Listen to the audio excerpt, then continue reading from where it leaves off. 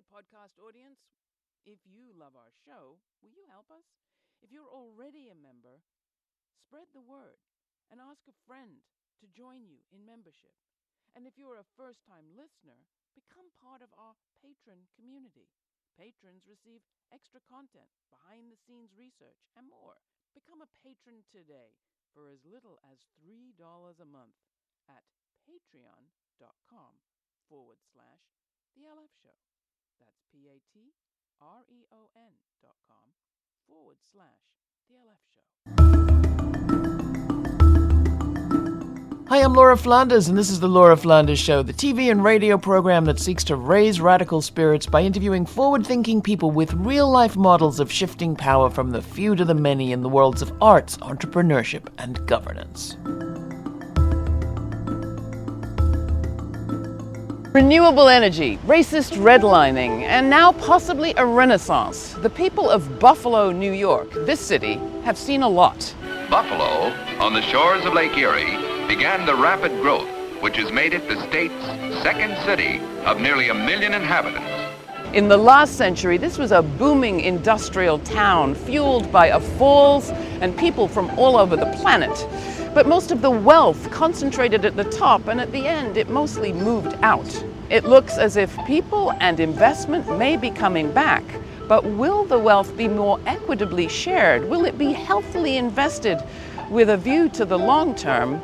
Grassroots activists are determined that this time the future will be different. And they're not just hoping or lobbying for a change, they're looking very closely at government. Buffalo used to be really affordable, and we're just seeing development happen. We're hearing this renaissance, and it's pushing prices higher and higher. We know already that there is no savior for us that's coming from City Hall. If we cannot have our people that have our interests at heart running for elected office, then we're not going to get very far. This is the Laura Flanders Show, this week from Buffalo, a city where the people who say it can't be done take a back seat to the people who are doing it. Welcome.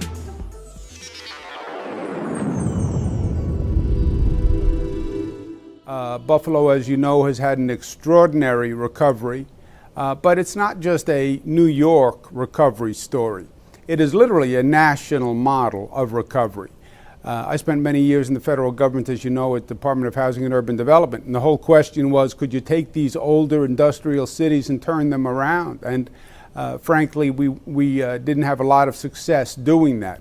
Buffalo is the shining example in opposition. Where a city that many believe did not have a future but only a past has actually turned around. New York Governor Andrew Cuomo has promised $1 billion to the city through his embattled Buffalo Billion initiative. It would invest in solar, startups, and a new medical campus. But will Buffalo's renaissance, if it comes, revive or remove the people who are already here? India Walton is a single mom of 4 who worked hard to put herself through nursing school, only to find that the very medical campus she worked in was threatening to price her and her people in the neighboring community out. So I had a baby when I was 14. I dropped out to raise my son. I wound up getting my GED. And then when I was 19, I had a set of twins who were extremely premature, and they spent a long time in the hospital. And as a result of that experience, I really wanted to be a nurse. I went to nursing school, got my degree, and I went back and worked in the same NICU where my children were born. So where did you end up living once you got this degree? And what was your hope, having gotten that far through medical school? I knew of the Fruit Belt from growing up. I knew that it was a place where housing was relatively affordable. I knew it was a place where there would still be a yard for my children to play in, and I wanted to be close to work. So we started to look for homes in the neighborhood, and there wasn't a lot available. And why were the prices jacking up so quickly and so high? Well, because the medical campus, right? It's great. They're bringing in 12,000 employees a day. They have this great image. There's been all of this investment that's happening there, improvements in infrastructure. So, there's really a lot of speculation about what this neighborhood is going to be 5, 10, 15 years from now. So just to reiterate, the very place that's employing you is threatening to make you homeless. Yes. And that is where I was. And a lot of our narrative in that moment was against the medical campus, and not against their existence or the healthcare they provide, but just knowing that these huge, well-resourced institutions have something that they can give back to the community. When Kathryn Franco, a longtime activist with decades of nonprofit experience, was priced out of the neighborhood where she grew up and moved to the University District, she found the prices were going up there too, and renters had no protection. In 2019, she decided to do something about it and run to be a candidate for Buffalo's Common Council, the city's government. This is my home, headquarters for our campaign right now. So many people come already, neighbors and everything else, come and knock on doors and say, "Can I have a sign? Can I have a sign?"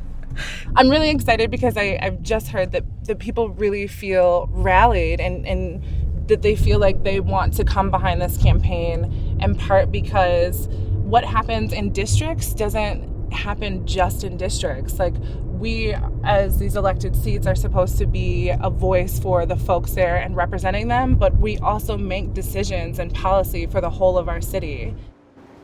Buffalo is a very poor, very segregated city, and so when I was growing up there, it was predominantly Puerto Rican where I was living, and it was quite a poor area. And I remember I had an apartment there in my mid-20s, and I was paying half my monthly income to that rent, and it was just undoable. I couldn't manage. I was getting late in other bills, not just my rent, and so I thought, okay, let me try to go buy a house. And so when I was looking around in that neighborhood, I was absolutely priced out of the market.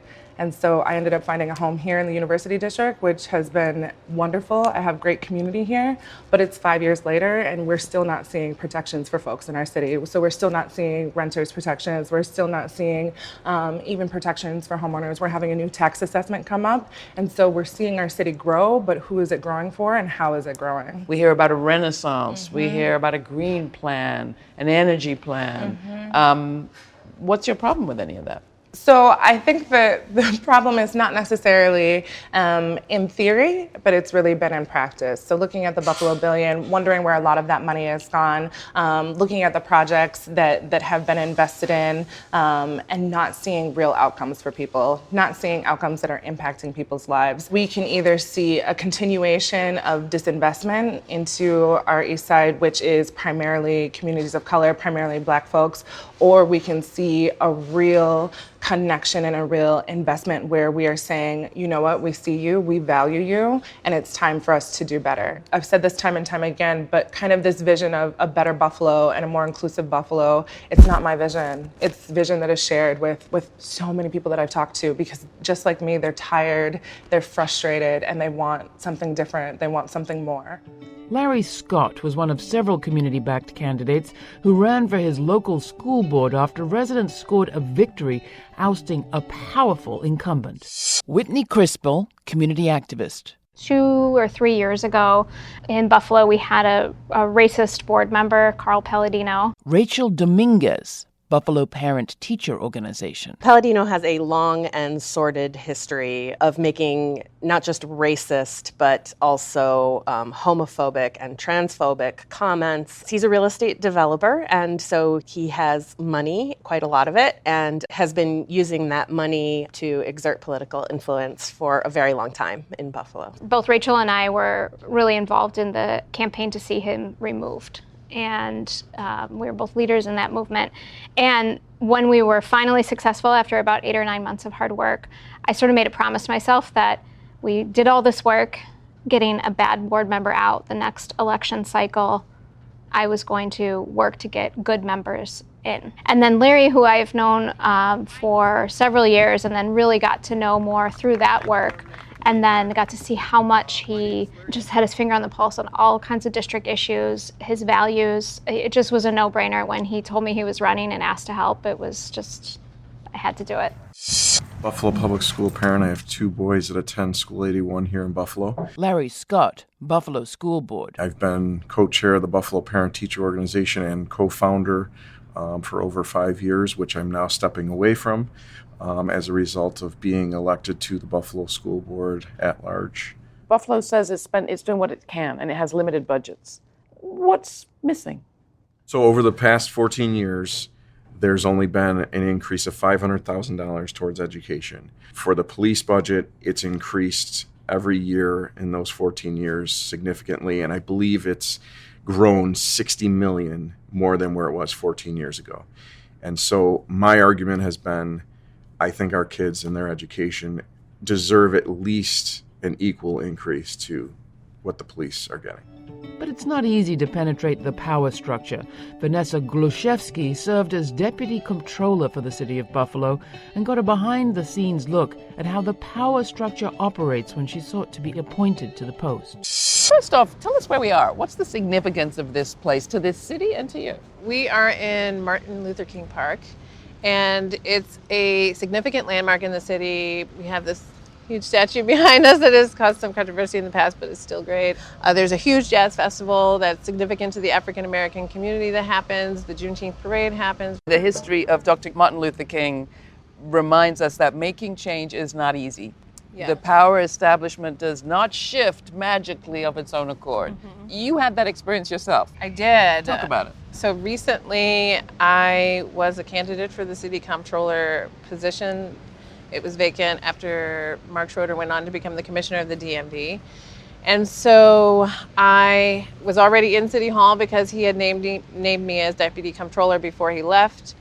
So once he left, I took over as acting comptroller and was working full-time and running a campaign and simultaneously fighting City Hall, really, because I was not the chosen one to run for the seat. As someone who was not endorsed by the party, it was extremely difficult. But, you know, we gave it our all, and I'm happy to say that like over 40 people volunteered to carry my petition, and we got over 2,000 signatures, which we were meeting a benchmark of 1,500. So we did the best we could, but at the end of the day, you know, to fight City Hall, we really just needed more than that. This is the Laura Flanders Show. I'm Laura. You're listening to our special report, Making Buffalo Our City. Buffalo, New York is up for $1 billion investment by the state in the name of revitalizing the city's economy. But for whom? The Laura Flanders Show went to look at what residents are doing, especially in the face of gentrification, to ensure that revitalization is driven by people over profits. You can see all the people power in action we're watching on this episode at our website. That's lauraflanders.org. And while you're there, please subscribe to our podcast if you haven't already. Our report continues. But first, here's Keep It Moving by Lady Alma from her album Twilight, courtesy of MashiBeats. Gotta keep on moving. Got no time, I got moves to make. To play no games, reach higher stakes. Haste make waste, these all the breaks. We gotta keep on moving. At times, I get a little overwhelmed with the problems of the world. Trying not to focus on no war. Maybe I just hear them with some more good vibes and cheer. Spread to everyone, making music is my means to get it done. Yeah, yeah. Oh, oh, no games, reach higher stakes. Haste make waste, these are the breaks. I gotta keep on moving.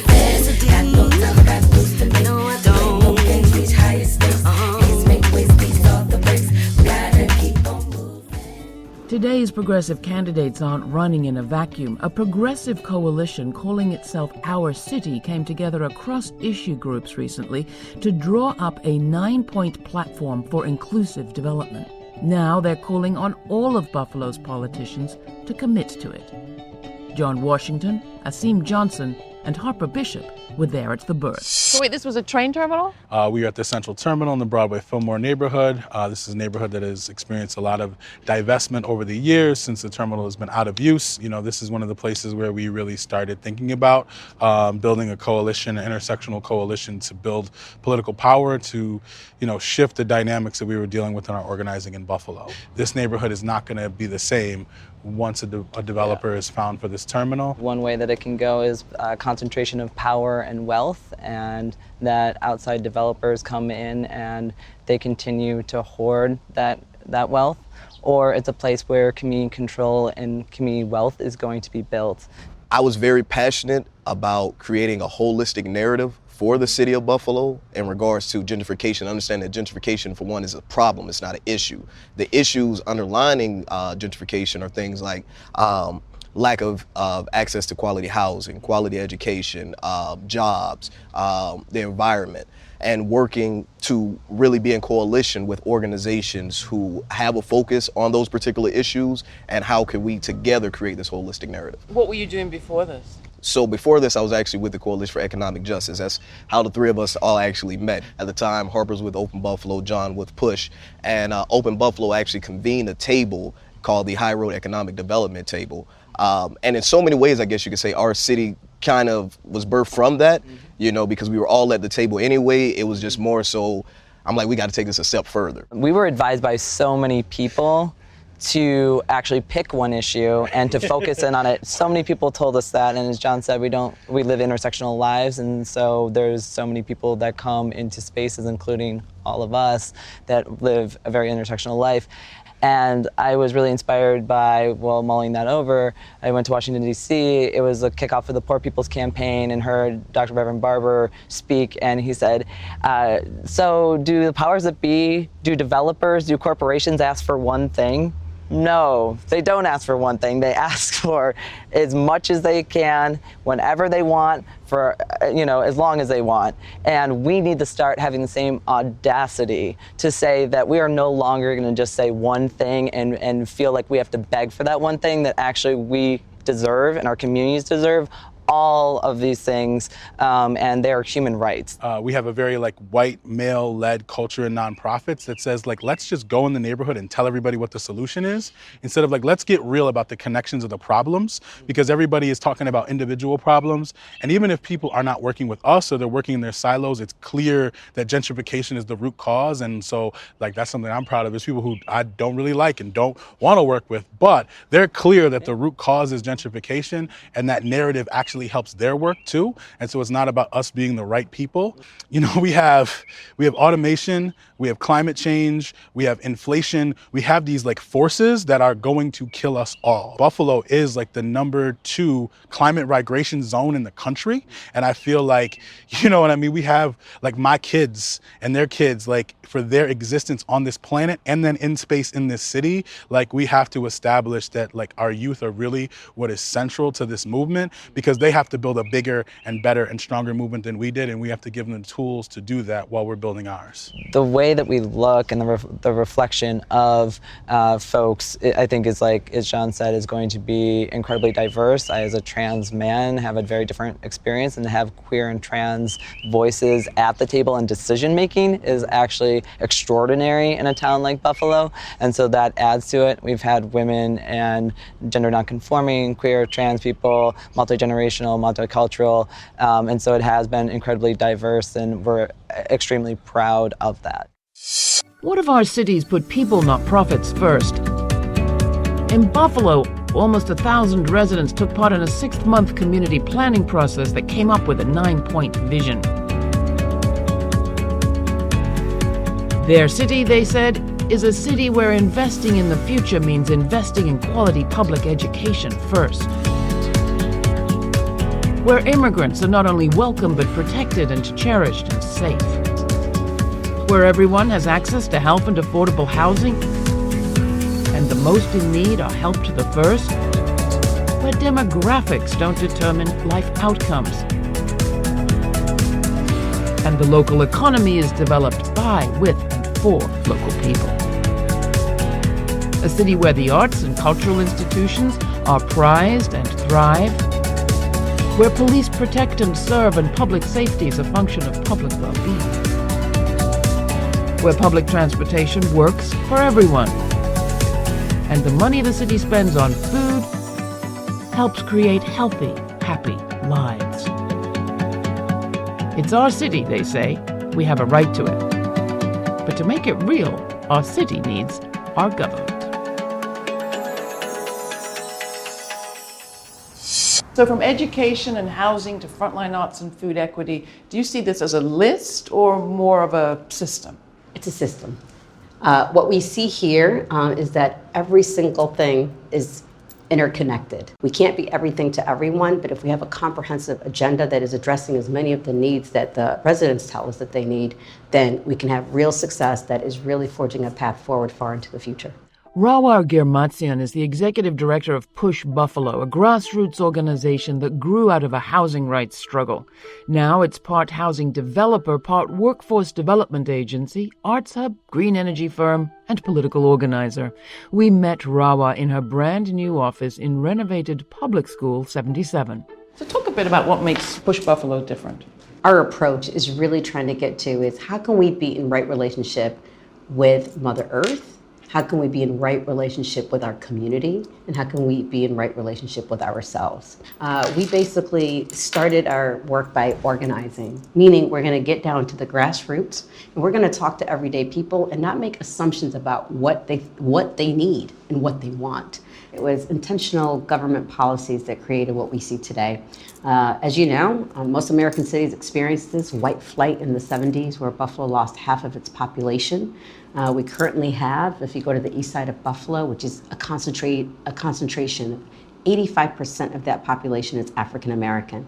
That is also some of the highest concentration of poverty that we see in the city. That intentional map of why the concentration of poverty exists was called redlining. We are still feeling the impacts of redlining in our communities. What's exasperating it even more right now is this desire for everyone to move back to the cities from the suburbs. The reality of where we are now because of gentrification is that we are under immediate threat of being displaced. And so as a result of that, we're gonna fight, obviously, and that's why we do what we do. And we also believe in an idea called economic development without displacement. And I think that those are intentional policies that we are trying to win. With the election of a Democratic majority in Albany in 2018, progressives were able to win some victories at the state level in New York. Now they want to see change like that come to Buffalo. Two residents, Luz Velez, a survivor of environmental poisoning, and Geovira Hernandez, were part of the coalition that developed the Climate Leadership and Community Protection Act, a landmark piece of environmental justice legislation which was on the eve of being signed into law when we met. Well, Albany is our capital, and obviously this is where the seed of policies are made. I go there, I learn a lot, but I also speak. I tell them my story, but I protest. I lay down. I risk being arrested. Never been arrested, but I'm willing to risk it and just do that. And just let the word be out there that there's a lot of us and that it's important that people hear our voices and see our faces. Governor Cuomo, you need to pass this act and stop being a punk about the business that we need to have done for us. We voted you in, we can vote you out. We need real legislation for real people who are being affected. And to all our assemblymen who have backed up, you can be backed out. We're pushing for 40% of the energy funds that come in through the transition for renewable energy to be going into frontline communities. So providing a racial, economic, political, and environmental justice. This isn't just environmental law. This is all of the above, which is so intersectional. So are you a little bit excited? I am excited. I'm also like holding on to a chair because we've come so close. I've been working on this campaign the last 2 years and it's been in existence for about 4. And this is the closest that we've ever gotten. And to be here and be in this moment and think like, yes, we have it, but then also realizing the harshness of this political structure that we have in New York State and all throughout the United States, having that back thought of, are they gonna sign it into law? If they're gonna sign it into law, how close is it gonna be to the bill that we drafted? And we need it to be a strong bill, which is what we drafted. And so what's different about us and what we're doing here and around the state is that we're shifting the narrative of what it is to do this work and who it is that does this work. Because we're so close to the problem and not by choice, therefore we're so close to the solution. Our communities have been so resilient for so long and have been finding ways to survive. And so this movement is really to get to a point where we're not only surviving, we're thriving. You advanced a bill through the state in the last many months. You were part of a statewide coalition that did so. You scored a big victory we've been hearing about. It's right there in the paper. It is. It's the front page of the New York Times. Rawa Girmatsian, CEO, Push Buffalo. So why not leave it at that? Isn't that enough? Absolutely not. Why not? Because when we walk around here and we do the amount of door knocking that we do and talk to our community members, there are just too many people that are hurting. We celebrate our victories, whether they're small, whether they are big, because it's important to celebrate with each other. However, we do not sit on our laurels, because every single day we're being confronted with people that just have incredible amounts of needs and need a lot of help. Even during Buffalo's decline, where we lost half of our population, the people that stayed here found roots here. And I think that it is important for all of us to be engaged civically, to build real deep democracy, the aspirations that this country's always wanted to live up to. And so I think we all have our parts to do. The Our City initiative is just getting started. Kathryn Franco didn't win her primary this time around, and the governor's Buffalo billion money is still getting developers excited. But in 2017, India Walton and her neighbors did manage to establish the city's first community land trust, a non-profit designed to give residents some control over their land. Now Walton's considering her own run for office. Being a person of color still puts you at disadvantage. I had some challenges, I made some mistakes. I recovered from them pretty gracefully in being a registered nurse, but still, I am the exception. When I go into a place of employment, I am one of very few registered nurses. And why is that? When the populations that we serve are people who look like me, right? So, you know, this is not a situation of, well, if you just pull yourself up by your bootstraps and work harder. It doesn't happen that way. There are systems in place that keep people in place, and that is what we need to begin to work on, dismantling and rebuilding something new. And that's what makes me so excited about the land trust. These are the first 4 city-owned lots that we were able as an organization to acquire. Next summer, we're going to break ground on 2 single-family homes in partnership with Habitat for Humanity. So these are going to be homes for qualified low to moderate income home buyers that are going to be 0% for 30 years, and they're going to be permanently affordable. I think that now is the time where we challenge who should be making policies. It doesn't always have to be a person with a degree in political science or lawyer. Moms know what we need. Nurses know what we need. Everyday people who live these lives and face challenges and overcome challenges, I believe are the ones who are best equipped to lead. So could it be a NICU nurse? It could definitely be a NICU nurse, and probably should. You're thinking of running? I'm pretty solid in my decision. I'm going to.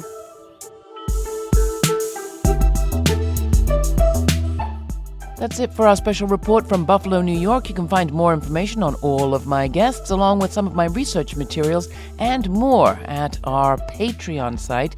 That is patreon.com/The LF Show.